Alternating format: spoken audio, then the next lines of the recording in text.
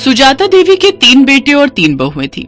2 बहुएं रेखा और उमा अमीर घर से आई थीं, जबकि सबसे छोटी बहू कोमल गरीब घर की थी। इसीलिए सुजाता देवी अपनी दोनों बहू रेखा और उमा के साथ ज्यादा अच्छा व्यवहार करती थी, पर अपनी छोटी बहू कोमल को वो कुछ नहीं समझती थी। इसीलिए रेखा और उमा भी अपनी देवरानी कोमल की हर समय इंसल्ट ही करती रहती थी। माँ जी देखिए ना, कोमल तो बिल्कुल गरीबों वाली हरकतें करती है। दाल में घी ऐसे डाला है मानो उबली हुई दाल ही हो बिना तड़के की। और रोटी तो देखिए माँ जी, रोटी में घी भी नहीं लगाया, सूखी रोटी आगे रख दी। कोमल इधर आ, मैं तुझे अभी बताती हूँ। अरे तू गरीब घर से आई है तो तू हमें भी गरीब समझने लगी है क्या? जब घर में किसी चीज की कोई कमी नहीं है तो तू इतनी कंजूसी क्यों करती है? हाँ, आज तूने खाने में देसी घी क्यों नहीं डाला? माँ जी देसी घी खत्म हो गया है, जो था वो मैंने यूज कर लिया।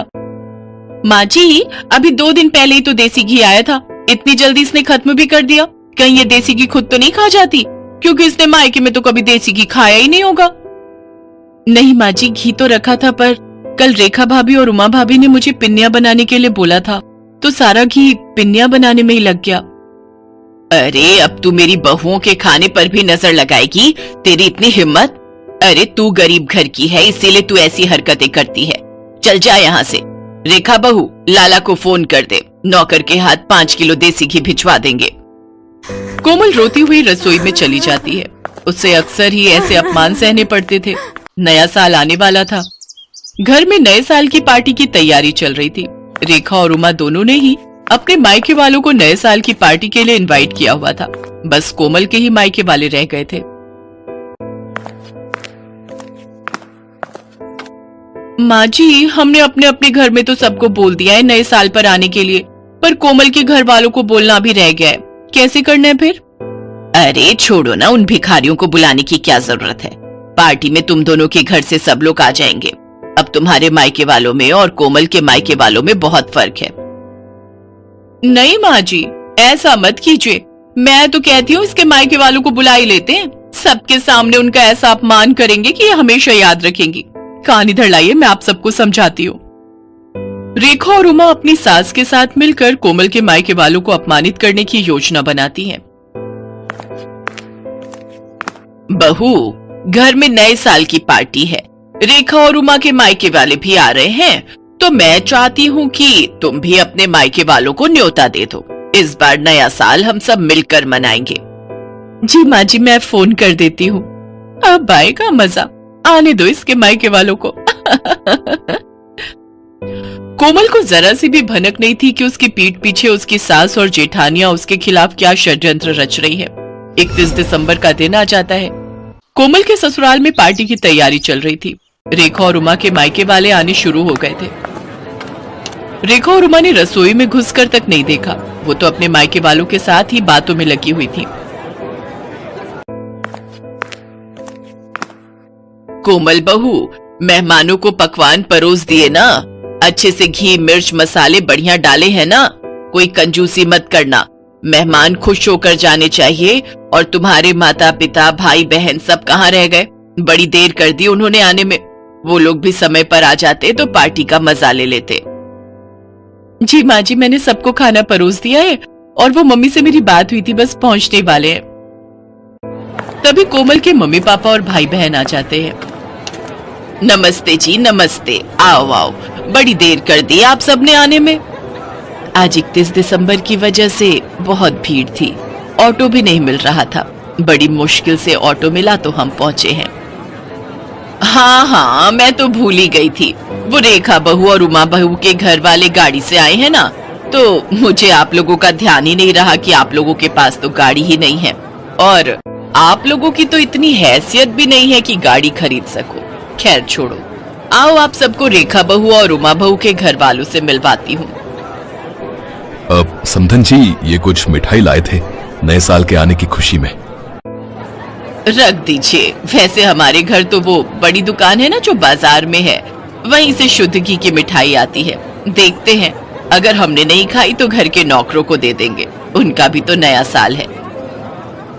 कोमल सब सुन और समझ रही थी। वो अब तक ये जान चुकी थी कि उसके मायके वालों का बहुत अपमान हो रहा है, पर वो उस समय चुप रही। कोमल की जेठ जेठानी अपने अपने घर वालों की आवभगत में व्यस्त हो गए। सूरज ये सब देख रहा था। कोमल, अपने मम्मी पापा के लिए भी प्लेट लगा दो, सब लोग खाना खा रहे हैं। तुषार, ज्योति, चलो तुम लोग भी खाना खा लो, चलो। जी हाँ, बस मैं लगा ही रही हूँ। मम्मी पापा, तुषार, ज्योति, आओ बैठो, मैं आप सबको भी खाना परोस देती हूँ। कोमल जैसे ही खाना लेने रसोई में जाती है, वो देखती है सारे बर्तन खाली थे, उसमें खाना था ही नहीं। कोमल घबरा जाती है। अरे, बर्तनों में तो खाना ही नहीं है, मैंने तो बहुत सारा खाना बनाया था। क्या हुआ कोमल, तुम परेशान क्यों? अपने घर वालों के लिए खाना लगाओ। अच्छा नहीं लगता वो सब ऐसे ही बैठे हुए हैं। क्या खाना लगाऊं? खाना तो बचा ही नहीं है। मैंने इतने सारे पकवान बनाए थे, बल्कि ज्यादा ही बनाए थे। रसोई में तो कुछ भी नहीं है। अच्छा नहीं लगता सबसे इस बारे में पूछना। रुको, मैं कुछ करती हूँ। पर ऐसा कैसे हो सकता है? अगर तुमने ज्यादा खाना बनाया था तो आखिर खाना खत्म कैसे हो गया? मैं अभी माँ और भाभीियों से ये बात पूछता हूँ। नहीं नहीं, अच्छा नहीं लगता, सब मेहमानों के बीच में बैठे हैं। कोई नहीं, मैं सबके लिए कुछ और बना देती हूँ, थोड़ी देर लगेगी। रुको, मैं बाजार से कुछ ऑर्डर करता हूँ। तुम कहाँ इतनी जल्दी जल्दी सब कुछ बना पाओगी? नहीं नहीं, बाजार का मंगवाओगे तो सबको पता चल जाएगा। आप टेंशन मत लो, मैं कुछ बना लेती हूँ। कोमल के मायके वाले बहुत देर तक बैठे रहे। कोमल सूरज को कुछ मंगवाने के लिए भी मना कर रही थी, क्योंकि उसके मम्मी पापा वगैरह को तो ये बात पता थी कि कोमल ने सारा खाना घर पर ही बनाया है। कोमल अपने मम्मी पापा का सम्मान रखने के लिए जल्दी जल्दी पूड़ियां और साथ में आलू की सब्जी बनाने लगी। तभी उसकी सास और दोनों जेठानी रसोई में आ गई। अरे कोमल, तुम ये पूड़ियां क्यों तल रही हो? इतना सारा खाना तो बचा हुआ है। अरे भाभी, आप समझते क्यों नहीं हो? कोमल अपने मम्मी पापा, अपने भाई बहनों को गरम गरम खाना खिलाना चाहती है। इसने हमारे घर वालों को तो ठंडा खाना खिला दिया, अब अपने घर वालों को बढ़िया पकवान खिलाना चाहती है। इसके घर वालों ने कभी ऐसा बढ़िया खाना खाया नहीं होगा ना, तभी ये ऐसा कर रही है। जब इतना खाना पड़ा था तो ये सब बनाने की क्या जरूरत थी बहू? ये देखो कितना सारा खाना बचा हुआ है। ये थोड़ी है कि हम अच्छे खासे पैसे वाले हैं तो खाने की बर्बादी करें। माँ जी, थोड़ी देर पहले तक ये खाना नहीं था। रसोई में सारे बर्तन खाली थे। मुझे नहीं पता था कि भाभीियों ने सारा खाना कमरे में रखा हुआ है। मुझे सब समझ आ गया है माँ जी। मैं चाहे जितना मर्जी आप लोगों के लिए कर लूं, पर आप लोग जानबूझकर मुझे अपमानित करना हमेशा से ही चाहते हो। कमरे में मेरे मम्मी पापा और मेरे भाई बहन बैठे हुए हैं। अब मेरा मन नहीं है कि मैं इस घर में रुकूं।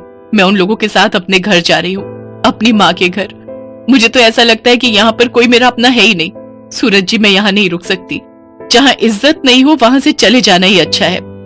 रुको कोमल, तुम अकेली नहीं जाओगी, मैं भी तुम्हारे साथ चलूंगा। अब हम यहाँ रहेंगे ही नहीं। जहाँ मेरी पत्नी की इज्जत नहीं, वहां मैं भी नहीं रह सकता। मैं भी कब से अपने आप को रोक कर बैठा था। अरे सूरज, ऐसा नहीं कहते। कोई बात नहीं, छोटी छोटी बातें होती रहती हैं। कोमल, गुस्सा थूक दो। और माँ, आप सब भी नए साल के दिन इस तरह की हरकतें करके घर में क्यों सबका मूड खराब कर रहे हो? कोमल, शांत हो जाओ, अभी मेहमान चले जाएंगे, उसके बाद हम कल बात करेंगे। कोमल की सास और जेठानियां यही सोच रही थी कि शायद उन्होंने कुछ ज्यादा ही गलत कर दिया, पर अब बहुत देर हो चुकी थी। सूरज और कोमल ने अलग रहने का फैसला कर लिया और कुछ ही दिनों बाद वे दोनों अलग रहने चले गए। कोमल की सास और जेठानियों को बाद में खुद पर पछतावा होने लगा, क्योंकि कोमल के रहते उन्हें कोई काम ही नहीं करना पड़ता था। पर कोमल के जाने के बाद उनके सिर पर घर की सारी जिम्मेदारी आ गई और उन्होंने कोमल जैसी अच्छे स्वभाव वाली बहू का साथ खो दिया। कोमल अपने पति सूरज के साथ अपने छोटे से घर में सुकून से नए साल में नई जिंदगी की शुरुआत करती है।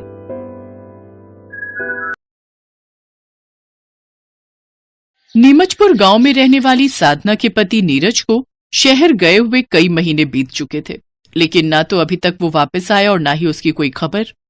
तब साधना ने एक फैसला लिया और वो अपनी बेटी को लेकर उसे ढूंढने शहर चली गई। शहर में उसकी बहन नीलम रहती थी। वो पिंकी को लेकर उसी के घर चली गई और वहां रहकर नीरज को ढूंढने लगी, लेकिन काफी दिन होने के बाद भी वो उसे कहीं नहीं मिलता। फिर एक रोज उसकी बहन नीलम उससे कहती है, साधना, अब तुम नीरज को ढूंढना बंद कर दो। इतने बड़े शहर में आखिर उसे कब तक ढूंढती रहोगी? अब तुम अपने और अपनी बेटी के बारे में सोचो और आमदनी कमाने के लिए कोई काम ढूंढना शुरू करो। तुम ठीक कहती हो बहन। अच्छा, तुम मुझे कोई काम दिलवा दो। हाँ, यहाँ पड़ोस में कोई सोसाइटी है जहाँ पर उन्हें एक काम वाली की आवश्यकता है। अगले दिन ही साधना उस सोसाइटी में काम करने जाती है, लेकिन वहाँ तब तक कोई काम वाली काम पर आ चुकी थी। साधना चुपचाप लौट आती है।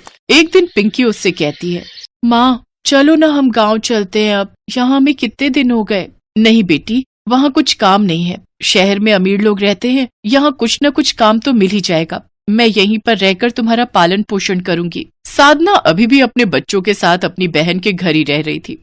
एक रोज उसने अपने जीजा को अपनी बहन से बात करते हुए सुना।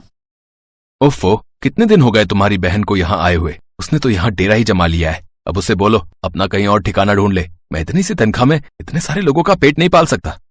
जरा धीरे बोलिए, कहीं साधना सुन न ले, और मैं अब कैसे उसे ऐसे घर से जाने के लिए कह दूं। कमरे के बाहर खड़ी साधना उनकी सारी बातें सुन लेती है। ये सुनकर वो बहुत उदास हो जाती है। फिर शाम को अपने बच्चों को लेकर वो पार्क की तरफ निकल जाती है, जहाँ उसे पार्क के सामने एक मोमोज वाला दिखता है। ये आदमी भला इस बर्तन में ऐसा क्या बेच रहा है जो इसके पास इतनी भीड़ लगी है। माँ, उसे मोमोज कहते हैं। कल मौसी का बेटा खा रहा था, तब उसने मुझे भी एक दिया था। बड़ा ही स्वाद था। मेरा और खाने का मन था, लेकिन उसने नहीं दिया। कितने का आता है? माँ मैं अभी पूछ कर आती हूँ। पिंकी उस मोमोज वाले से पूछ कर आती है, लेकिन उसके पास केवल चिकन मोमोज ही थे, जो वो 20 रुपए प्लेट दे रहा था।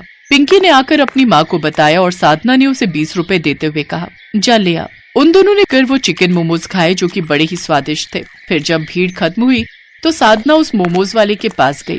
भैया, मैं गाँव की सीधी सादी औरत हूँ और यहाँ मैं काम की तलाश में हूँ, लेकिन कहीं कोई काम नहीं मिल रहा। क्या आप मुझे ये बनाना सिखा दोगे?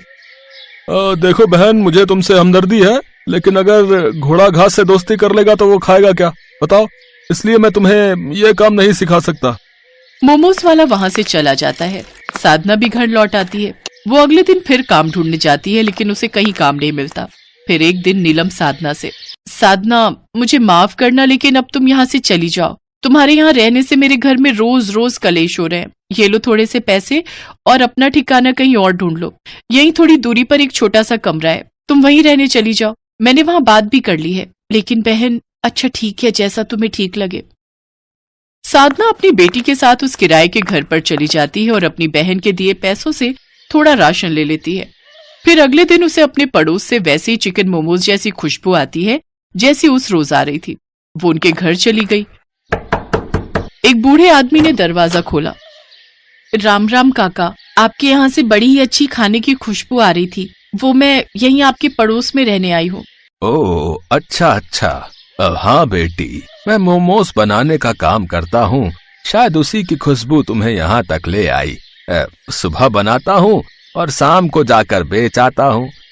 मैं पिछले 7 सालों से यही काम कर रहा हूँ बेटी। वैसे तुम कौन हो और यहाँ कैसे? मैं दुखों की मारी लाचार औरत हूँ। गांव से यहाँ अपने पति को ढूंढने आई थी, लेकिन वो कहीं नहीं मिला। अब कुछ काम करके इस शहर में रहकर अपना और अपनी बेटी का पेट भरना चाहती हूँ। क्या आप मुझे ये चिकन मोमोज बनाना सिखा देंगे? बूढ़े काका को उस पर दया आ जाती है। वो उसे मोमोज बनाना सिखा देता है। अगले 3 दिन में ही वो बहुत ही अच्छे मोमोज बनाना सीख जाती है। वाह बेटी, तुम तो मुझसे भी अच्छे चिकन मोमोज बनाती हो। गुरु अच्छा हो तो शिष्य सब सीख ही जाता है काका। अब बस मुझे आशीर्वाद दीजिए कि मैं अच्छे से इस काम को कर सकूं। खुश रहो बेटी, और ये लो कुछ पैसे रखो।